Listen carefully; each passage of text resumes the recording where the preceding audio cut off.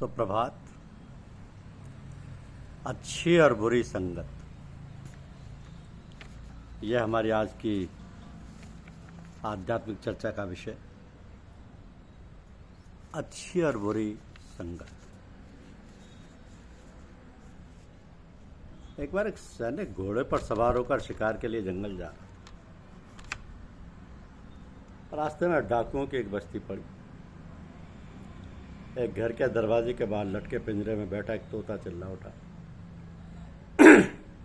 भागो, पकड़ लो, इसे मार डालो, इसका घोड़ा और माल असबाब छीन लो। तोते की आवाज से सिपाही सतर्क हो गया। उसने अपना घोड़ा दौड़ा दिया और घने जंगल में रहने वाले एक साधु की कुटिया के पास पहुंच गया। इस कुटिया के बाहर भी एक पिंजरा लटका था। पिंजरे में बैठे एक तोते ने कहा, भाई आओ, थक गए हो, विश्राम करो, तुम्हारा स्वागत है। आवाज सुनकर साधु महाराज अपनी कुटिया से बाहर पधारे और उन्होंने उस थके हुए सिपाही की अगुवाई की। सिपाही ने पूछा, महाराज एक बड़ा सवाल है, क्या आप उसका जवाब दे सकेंगे? अभी मैं थोड़ी देर पहले डाकुओं की बस्ती से गुजरा तो वहां के तोते ने मुझे पकड़ने और लूटने की बात कही, परंतु आपकी कुटिया के तोते ने मीठी मीठी बातें कर मेरा स्वागत किया। महाराज, एक ही जाति के दो परिंदों में यह फर्क कैसा है? ये सुनकर साधु का तोता ही बोल उठा कि अहम मुनीनाम वचनम शृणोमि, शृणोत्यम यद यवनस्य वाक्यम, न चास्य दोषो न चामे गुणो वा, संसर्ग जा दोष गुणा भवन। मैं साधुओं की वाणी सुनता हूं, वो तोता क्रूर डाकुओं की बात सुनता है। ना उसमें कोई बुराई और ना मेरे में कोई अच्छाई। अच्छी या बुरी संगत से ही गुण या दोष पैदा होती है।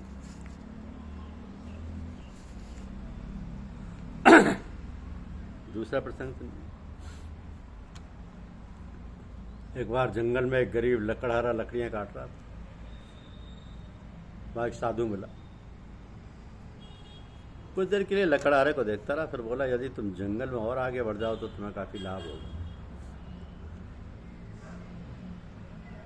अगले दिन साधु की सलाह के अनुसार लकड़हारा जंगल की ओर गया और आगे उसने वहां चंदन का वृक्ष देखा। ये देखकर वो बहुत प्रसन्न हुआ। उसने जितनी उठा सकता था उतनी लकड़ी काटी और उसे अच्छे दाम पर बेचा। अगले दिन वो जंगल में आगे गया, क्योंकि साधु ने उसे नित्य आगे बढ़ते रहने को कहा था। तो लकड़हारा जब चंदन के वृक्ष के आगे गया था, उसे तांबे की खान मिली।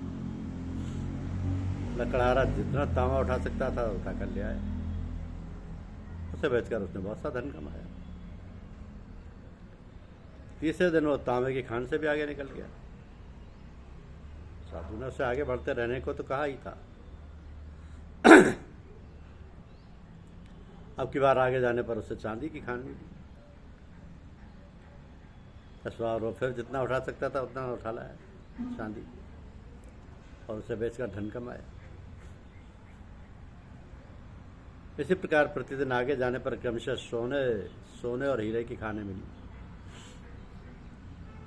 तो शीघ्र ही वो लकड़हारा बहुत धनवान हो गया।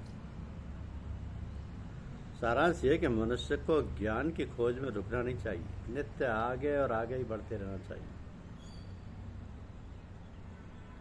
सम्राट अकबर के शासनकाल में दिल्ली के निकट के एक जंगल में एक फकीर रहता था।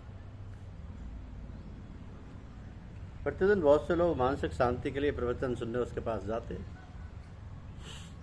परंतु उसके पास अपने इन भक्तों के अतिथि सत्कार के लिए कुछ नहीं था।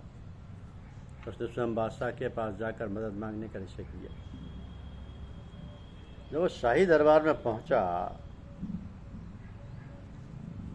तो उसने देखा कि बादशाह अकबर नमाज पढ़ रहा। अकबर कह रहा था, अल्लाह मुझे और अधिक धन, शक्ति और राज्य दो। फकीर ने यह सुना और सुनकर दुखी हुआ। नमाज खत्म होने पर वो लौटने के लिए मुड़ा ही था कि बादशाह की नज़र उस पर पड़ गई। उसने उसे रोक लिया। फकीर बादशाह, आप मुझसे मिलने आए और आपने पधारने का प्रयोजन बतलाए बिना ही लौटे जा रहे हैं? अकबर ने पूछा। फकीर ने उत्तर दिया, सम्राट, मानसिक शांति तथा आत्मज्ञान की खोज में अनेक लोग प्रतिदिन मेरे पास आते हैं। मेरे पास उनके आदर सत्कार के लिए कुछ नहीं। मैंने सोचा आपकी कुछ मदद दूं। तो आपने अपना इरादा बदल दिया क्या? सम्राट ने प्रश्न किया। हाँ, फकीर ने उत्तर दिया, मैंने देखा कि तुम्हें स्वयं और धन शक्ति तथा साम्राज्य की आवश्यकता है। नमाज के वक्त तुम अल्लाह से धन और संपत्ति आदि मांग रहे थे, फिर मैं एक भिखारी से भिक्षा मांगू? अगर मांगना ही है तो अल्लाह से ही क्यों ना मांगू? सम्राट निरुत्तर था। एक बार एक शेरनी ने भेड़ों के एक झुंड पर हमला किया। शेरनी गर्भवती थी। जैसे ही वो भेड़ों पर उछली, उसका प्रसव हो गया, परंतु प्रसव पीड़ा के कारण वह जीवित ना रह सकी। बच्चा बच गया और भेड़ों के झुंड में रह गया। वो भेड़ों के रहबड़ के साथ ही बड़ा हुआ। उसकी आदतें और व्यवहार भेड़ों की तरह हो गए। वो घास में मुंह मारता और भेड़ों की तरह ही वो भी मिमियाने की कोशिश करता। तो शेर की तरह आचरण करने की बात उसे कभी ना सूझती। एक दिन जंगल के एक अन्य शेर ने भेड़ों के रबड़ पर हमला किया और एक भेड़ मार गिराया। इसी समय उस शेर ने शावक को भेड़ों की तरह मिमियाते और बाकी भेड़ों के साथ घास चरते देखा। वो शेर उसे अपने साथ जंगल में ले गया और वहां जोर से चिंगाड़ा। इसके बाद उसे एक तालाब के पास ले जाकर दोनों की परछाई दिखाई। तब बड़े शेर ने भेड़ों की तरह रहने वाले शावक से कहा, देखो तुम भी मेरी तरह शेर हो, तुम भला भेड़ों की तरह क्यों मिमियाते और डरते हो? तो उसे एक मांस का एक टुकड़ा खाने के लिए दिया। उसे हिचकिचाते देखकर उसने वह टुकड़ा जबरदस्ती उसके मुंह में डाल दिया और डांटते हुए बोला, खाओ उसे। छोटा शेर मांस खाने लगा। उसे वो बहुत स्वादिष्ट लगा। उसने और मांगा। कुछ ही दिनों में वो पशुओं का शिकार करने लगा। अब बड़े शेर ने कहा, अब तो तुम्हें यकीन हो गया कि हम दोनों एक ही हैं। हाँ, छोटा शेर बोला। अब वो एकदम निडर हो गया था।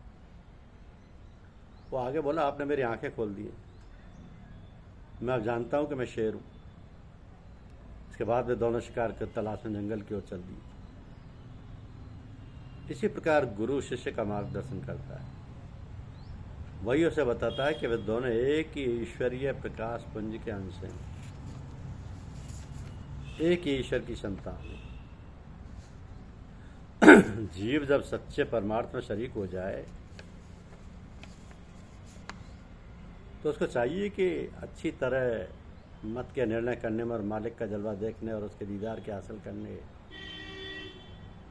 की दिलो जान से कोशिश करे। अपने मन की चाल की निरख परख करना और उसकी गढ़त करना बहुत ज़रूरी है। जब तक मन की चौकीदारी नहीं करेगा और उसकी गढ़त के लिए हर एक बात की मसलन रोग शोक निरादर निर्धनता वगैरह की बर्दाश्त करने को तैयार ना होगा, तब तक कैसे तरक्की हो सकती है?